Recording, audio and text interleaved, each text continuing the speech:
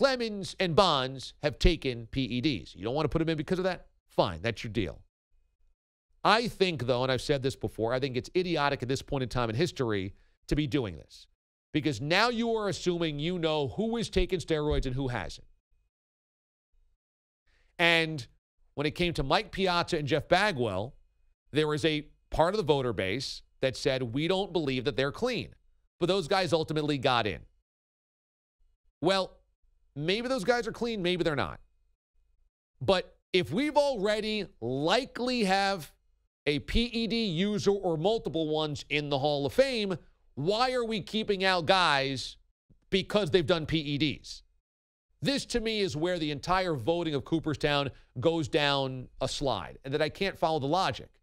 We're going to pick and choose who we let in based on steroids, even though we've got guys in there that have likely done steroids or definitely have done steroids.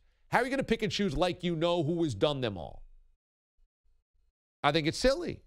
So to me, you've got to put in Bonds and Clemens. And again, this is not a monastery. This is not a church. It's just a museum. This is not to be the sanctity of the game. This just has to be the best of their era. And Bonds and Clemens were the best of their era, and they took steroids. And that just has to be part of their plaque and part of the wing. I don't want to hear that it poisons the sanctity of baseball. I think that's silly. But also on this point, I find it also hysterical that Clemens and Bonds get 59% of the vote. And Sammy Sosa gets 8%. So 59% of voters said, we will overlook steroid use because these guys were so good. We will overlook it. They belong in the Hall of Fame.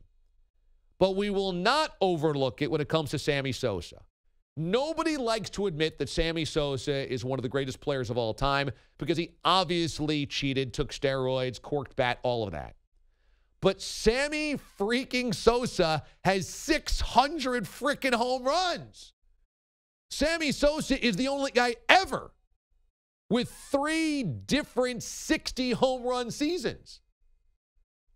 Sammy Sosa, yes, was he steroid-induced? Of course.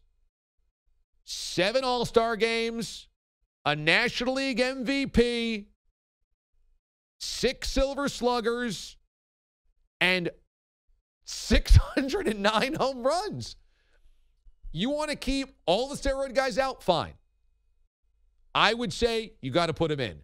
But there's not a 50% discrepancy between Barry Bonds and Sammy Sosa or Roger Clemens and Sammy Sosa. So again, not only are we picking and choosing what steroid guys we ultimately allow in, we're also picking the guys that we kind of believe might be worthy, but they took steroids. None of this makes any sense. It's the best of that era, and Sosa was one of the best of the era. So was Bonds, so was Clemens, so are all the juice heads. But Manny belongs in there, and Sosa belongs in there, and it's sticky and toxic, and nobody likes it, but it's the truth. I mean, Sosa has 600 home runs.